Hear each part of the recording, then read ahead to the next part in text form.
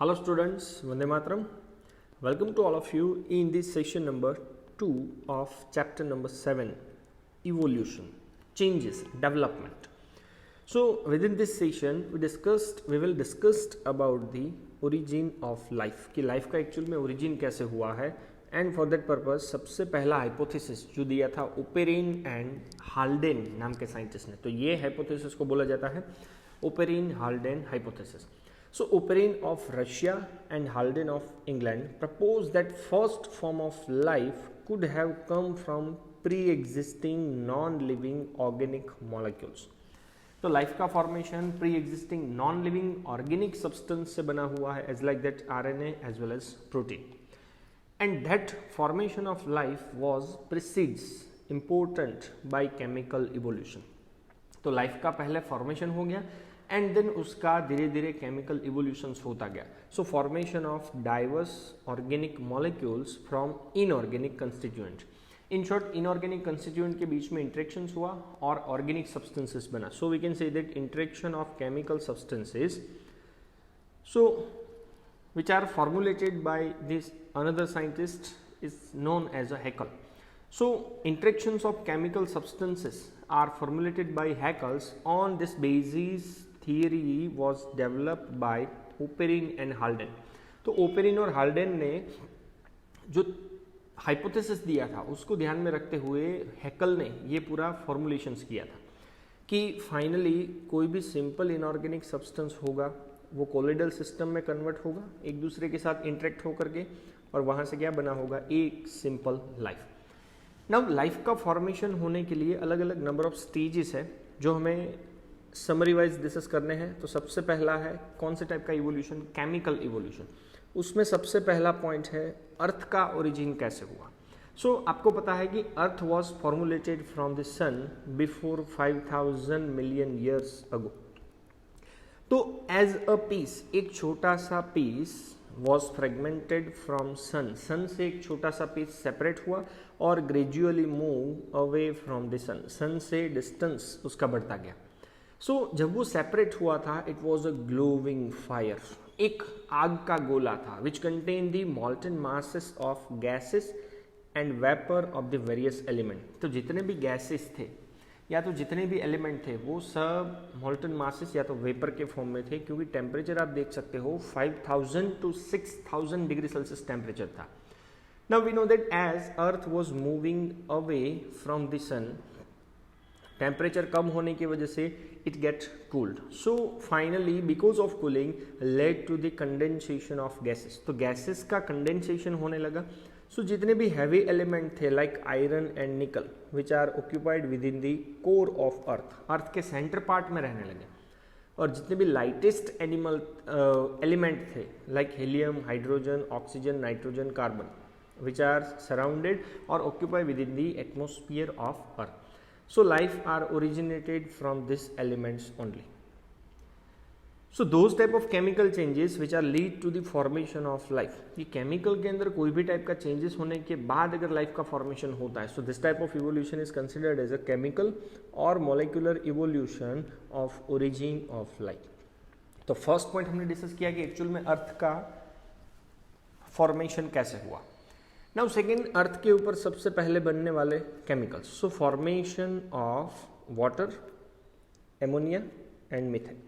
Now primitive earth जो है have a large amount of hydrogen, nitrogen, carbon and oxygen. But out of this 4 hydrogen जो है ना वो मोर एक्टिव था. तो हाइड्रोजन अलग अलग नंबर ऑफ कंपोनेंट के साथ जुड़ा, जैसे कि नाइट्रोजन के साथ जुड़ के उसने एमोनिया जनरेट किया जो गैसियस फॉर्म में था. ऑक्सीजन के साथ उसने जुड़ के वाटर का फॉर्मेशन किया जो सुपर हीटेड स्टीम के फॉर्म में था. एंड कार्बन के साथ जुड़ के उसने किसका फॉर्मेशन किया, मीथेन का, जो भी कौन से फॉर्म में था, गैसियस फॉर्म में. सो जैसे जैसे ईयर पास होते गए, as year passed temperature of earth came down. धीरे धीरे अर्थ का टेम्परेचर कम होने लगा. तो जो भी स्टीम थी वो कंडेंस्ड होकर के वाटर में कन्वर्ट होने लगी और वो वाटर रेन के फॉर्म में अर्थ की सरफेस के ऊपर आने लगा. तो जब ये रेन के ड्रॉप्स अर्थ की सरफेस के ऊपर आ रहे थे तो अर्थ की सरफेस तो we know that very hot, बहुत ही ज़्यादा गर्म थी. सो रेन के ड्रॉप्स जैसे ही अर्थ की सरफेस के ऊपर आते थे, evaporated immediately on reaching the surface of the अर्थ। तो जैसे ही वाटर के ड्रॉपलेट्स अर्थ की सरफेस के ऊपर आते थे, इमीडिएटली उनका इवापोरेशन हो जाता था। सो ये प्रोसेस रिपीट हुई फॉर मिलियंस ऑफ ईयर्स। अब आप सोचो, मिलियन ऑफ ईयर्स तक वाटर के ड्रॉपलेट्स अगर उसके ऊपर गिरते रहेंगे, then obviously surface of the earth become cool. धीरे धीरे अर्थ की सरफेस जो है वो कूल होने लगी। सो एक टाइम ऐसा आया कि वाटर के ड्रॉपलेट्स का इवापोरेशन होना टोटली बंद हो गया। So water are accumulate and forms the water bodies like river, stream, lake, sea and ocean. Even atmosphere के जो एमोनिया या तो मीथेन जैसे सब्सटेंसेस थे are mixed with the rain water and they are accumulated into the sea water. So we can say that mineral rocks जितने भी हैं are also dissolve leading to the accumulation of minerals and salt in the sea water. तो सी water के अंदर salt का सबसे ज़्यादा level होने के पीछे का रीज़न, तो कभी जितना भी मिनरल रॉक्स था वो वाटर के अंदर धीरे धीरे डिजॉल्व होने लगा, और वो डिजॉल्व हुआ वाटर क्या फॉर्म किया? Sea water. So first chemical which are form on the surface of earth is the water, ammonia and methane. Okay, so chemical evolution के अंदर सबसे पहले डिस्कस किया अर्थ का ओरिजिन कैसे हुआ। सेकेंड, कौन से केमिकल सबसे पहले बने। Number 3, formation of micromolecules. Listen, micromolecules means आपको पता है ऐसे सब्सटेंसेस जिनका मोलिकुलर वेट, मोलिकुलर साइज कैसा हो? स्मॉलर हो। तो ऐसे substances like amino acids, fatty acid, monosaccharide, purine, pyrimidine, AMP, ADP, तो ये जितने भी सब्सटेंसेस हैं सभी के सभी माइक्रोमोलिक्यूल्स है, स्मॉलर है। So all micromolecules are appeared as a colloidal droplets in the sea. तो सी के अंदर ये कोलोइडल ड्रॉपलेट्स प्रेजेंट थे। अब इनके पास एक स्पेशल प्रॉपर्टीज था कि दिस वेर डिस्टिंक्ट बॉडी, एक सेपरेट बॉडी थी which did not mix with the surrounding sea water.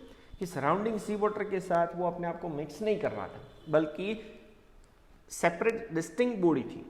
And एक और सबसे मोस्ट इंपोर्टेंट प्रॉपर्टी थी उसकी कि surface layer of the droplets, कि वो ड्रॉपलेट्स के बाहर का जो सरफेस लेयर था had the ability for selective absorption of substances from the medium, कि मीडियम में से सेलेक्टिव नंबर ऑफ कंपोनेंट का वो एब्जॉर्प्शन कर सकता है, बिकॉज उसका जो सरफेस लेयर था उसके पास ऐसी कैपेबिलिटी थी।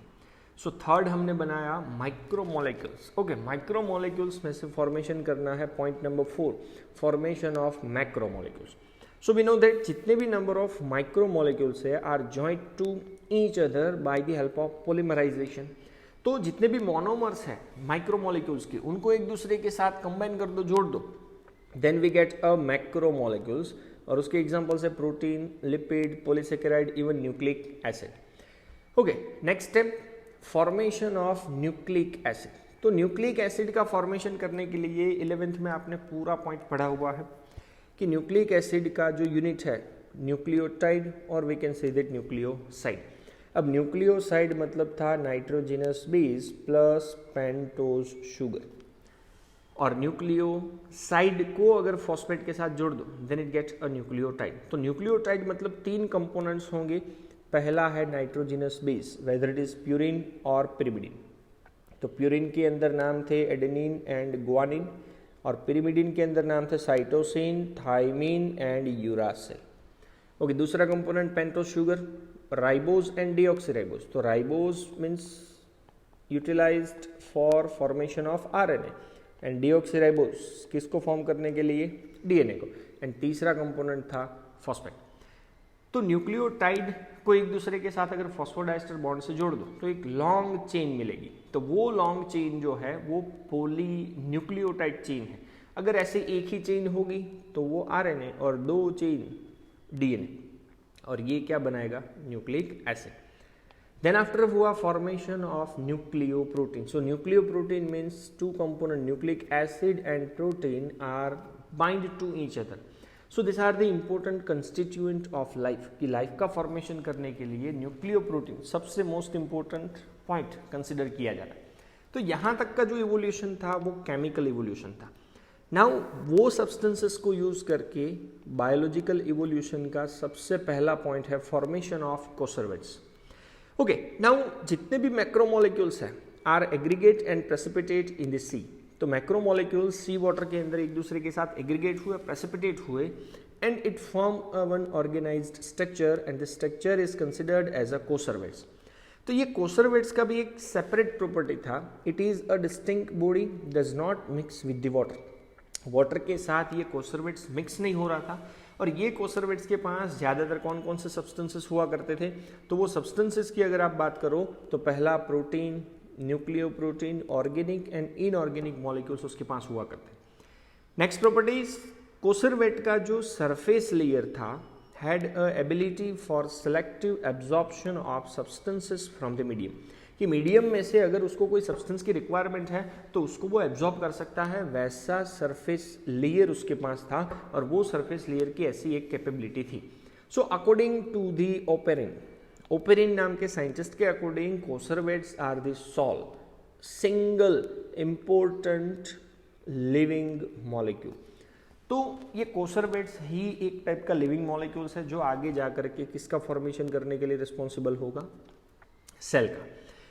ओके, नेक्स्ट पॉइंट है फॉर्मेशन ऑफ प्री सेल्स और प्रोटोसेल्स। तो प्री और प्रोटोसेल्स का फॉर्मेशन, तो प्री और प्रोटोसेल्स एक्चुअल में spherical in shape and double layered membrane थे। तो शेप था उसका स्पेरिकल, उसके बाहर दो मेम्ब्रेन हुआ करते थे। They are reproduced by the binary fission, कि भाई एक दो पीस में टूटेंगे, 2 4 में, 4 8 में, इस तरह से रिप्रोडक्शन होता था उसका बाइनरी फिजन के थ्रू। न्यूट्रिशन उसका हेटेरोट्रॉप्स था, कि भाई खुद फूड प्रिपेयर नहीं कर सकता था। So it obtained the energy by fermentation of organic substances which were dissolved in the sea. अब जब भी फर्मेंटेशन की बात आएगी तो ऑब्वियसली कौन सा रेस्पिरेशन होगा? Anaerobic respiration. सो वो प्री या तो प्रोटोसेल्स कैसा था? एनएरोबिक था। Next one, formation of cells. So when RNA and DNA system, तो आरएनए और डीएनए की सिस्टम जब प्रोटो या तो प्री सेल्स के अंदर डेवलप हो गई, it looks like a bacteria और वायरस। एंड उसके पास जो जेनेटिक मटेरियल था means DNA are acquired the ability for self duplication and protein synthesis. तो वो खुद का रिप्रोडक्शन, खुद की कॉपीज जनरेट कर सकता था और खुद प्रोटीन का भी सिंथेसिस कर सकता था। So life are originate after a long process of molecular evolution and finally protocells का कन्वर्जन किसके अंदर हो गया? सेल्स के अंदर। तो एक बार सेल्स का फॉर्मेशन हो जाता है तो आपको पता है पूरा बायोलॉजिकल इवोल्यूशन के थ्रू ऑर्गेन सिस्टम और फाइनली ऑर्गेनिज्म बन सकता है। सो आप ये देख सकते हो कि इवोल्यूशन का बेसिक पॉइंट था प्रिमिटिव अर्थ, कार्बन, हाइड्रोजन, नाइट्रोजन, ऑक्सीजन बने, वाटर, H2, एमोनिया, मीथेन का फॉर्मेशन हुआ, वहाँ से माइक्रोमोलिक्यूल्स बना, वहाँ से मैक्रोमोलिक्यूल्स, देन आफ्टर कोसर्वेट्स से प्री और protocells and finally we get cells. और अगर आप आगे भी लिखना चाहो तो लिख सकते हो ऑर्गन सिस्टम एंड ऑर्गेनिज्म। तो ये पूरा का पूरा इवोल्यूशन का एक सीक्वेंस। सो अब आपको मैंने पहले ही बताया कि the condition on earth where high temperature, volcanic storms, मतलब एटमोस्फियर का डिस्टर्ब स्टेट था, रिड्यूसिंग एटमोस्फियर विच कंटेनिंग मीथेन, एमोनिया। सो अर्थ के ऊपर टेम्परेचर ज़्यादा था, एटमोस्फियर पूरा डिस्टर्ब था, रिड्यूसिंग एटमोस्फियर था, तो वहाँ पे मीथेन और एमोनिया जैसे सब्सटेंसेस थे। सो 1953 में S L. Miller and his colleague Urey, तो यूरे और Miller American scientist which create a similar condition in the laboratory scale. तो लेबोरेटरी स्केल में उन्होंने ऐसी ही एक सिमिलर कंडीशन क्रिएट की और वो कंडीशन को आपको एक ग्राफ में, एक डायग्राम में स्क्रीन के ऊपर दिखाया गया। और ये एक्सपेरिमेंट के थ्रू उन्होंने प्रूव किया कि एक्चुअल में ऐसा कुछ अर्थ का जब ओरिजिन हुआ, लाइफ का जब ओरिजिन हुआ तब हुआ होगा। So he create a electric discharge by electrode in a closed flask which are containing methane, H2, ammonia and water vapour at 800 degree Celsius. अब आप डायग्राम को ध्यान से देखो। तो उन्होंने क्या किया सबसे पहले यहाँ पे बॉइलिंग वाटर, अब वाटर को बॉइलिंग करो तो आपको पता है यहाँ से क्या जाएगा, स्टीम। ओके, ये डायरेक्शन से स्टीम जा रहा है, वहाँ पे उसने एक वेसल लिया था, वो वेसल के अंदर पहले से मिथेन, NH3, वाटर और H2 सबको मिक्सअप करने के लिए इलेक्ट्रोड्स रखे थे, जो इलेक्ट्रोड्स क्या कर रहे थे, अंदर स्पार्क डिस्चार्ज कर रहे थे। तो जितना ज़्यादा स्पार्क डिस्चार्ज होगा उतना सभी का मिक्सिंग होगा। ओके, मिक्सिंग करने के बाद जो भी वाटर की अगर एक्स्ट्रा वाटर है तो यहाँ से रिमूव कर दिया जाता था, अगर ज़्यादा वाटर की ज़रूरत हो तो यहाँ से डाला जाता था। अब वो किसके लिए, क्योंकि ये है कंडेंसर, क्योंकि यहाँ से तो स्टीम एंटर होगा, तो वो स्टीम को कूल करने के लिए वाटर एक जगह से एंटर होगा, दूसरी जगह से बाहर निकलेगा। ओके, यहाँ से वो वाटर के ड्रॉपलेट्स आपको बाहर मिलेंगे, वो वाटर के ड्रॉपलेट्स को आप कलेक्ट करोगे और कलेक्ट करने के बाद उसका अगर आप एनालिसिस करते हो तो उसके अंदर बहुत सारे ऑर्गेनिक कंपोनेंट मिलेंगे। तो वो सब्सटेंसेस का एनालिसिस करने के लिए क्रोमेटोग्राफी नाम की टेक्निक का यूटिलाइजेशन होता। So water containing organic droplets, और ये है लिक्विड वाटर इन ट्रैप, मतलब जो भी वाटर का यूटिलाइजेशन करना है उसका कलेक्शन किस तरह से किया जाएगा। सो पेपर क्रोमेटोग्राफी के बाद जब उन्होंने देखा, so you observe that formation of amino acids, मतलब माइक्रोमोलिक्यूल का फॉर्मेशन हुआ। In similar experiment others observed the formation of sugar, nitrogenous base, pigments as well as fats.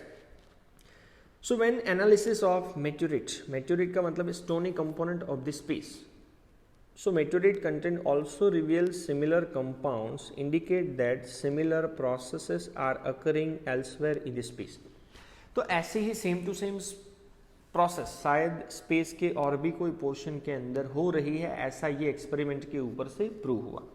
With this limited evidence the first part of the constructed story, construct की हुई story का जो सबसे पहला part था कि chemical evolution was more और less accepted, कि बनी बनाई कहानी का एक पहला पार्ट जो था वो था कि chemical evolution may be more और लेस एक्सेप्टेड है, but we have no idea about that how first self replicating metabolic capsule of life is arrived. But हमें ये नहीं पता था कि एक्चुअल में पहला खुद रेप्लिकेट होने वाला मेटाबॉलिक कैप्सूल ऑफ लाइफ किस तरह से अराइज हुआ। So the first non cellular forms of life could have originated 3 billion years back. Non cellular forms of life earth की सरफेस के ऊपर 3 बिलियन ईयर्स पहले शायद बना होगा। So they would have been giant molecules, bigger molecules. तो ये बिगर molecules जैसे आपको मैंने पहले बताया, RNA, protein, polysaccharides, nucleic acids हो सकते हैं।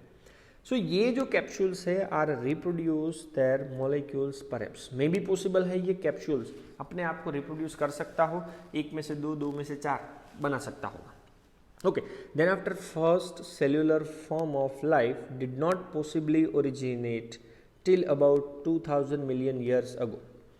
तो 3000 million years ago non cellular life का फॉर्मेशन हुआ था, उसके 1000 मिलियन ईयर्स तक शायद फर्स्ट सेल्यूलर फॉर्म का ओरिजिनेशन नहीं हुआ होगा।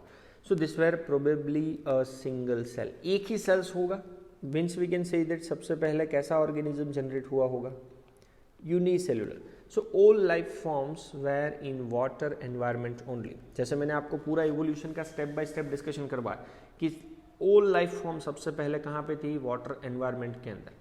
So this version of a biogenesis जो एफ रेड्डी नाम के साइंटिस्ट ने दिया था कि first form of life are arise slowly through evolutionary forces from non living molecule is accepted by majority. तो बायोजेनेसिस नाम की थियरी के according first life always non living molecules में से ही बना है, वो मेजॉरिटी नंबर ऑफ साइंटिस्ट ने एक्सेप्ट किया। बट वंस फॉर्म, एक बार बनने के बाद, how the first cellular forms of life could have evolved into the complex biodiversity of today is fascinating story that will be discussed in the next session। कि भाई जब भी पहले बना होगा तब तो वो एकदम सिंपल होगा, पर सिंपल में से किस तरह का इवोल्यूशन होकर के उनका कन्वर्जन कॉम्प्लेक्स बायोडाइवर्सिटी में हुआ, जो आज हम लोगों के पास इतना सारा वेरिएशन है, वो किस तरह से हुआ, तो वो एक अट्रैक्टिव स्टोरी है जो हमें ये चैप्टर के नेक्स्ट सेशन के अंदर डिटेल में डिस्कस करना है। So this all are related with the origin of life. उसके अंदर हमने केमिकल इवोल्यूशन देखा, बायोलॉजिकल इवोल्यूशन देखा, as well as Urey and Miller का एक एक्सपेरिमेंट डिस्कस किया। Thank you very much. जय हिंद।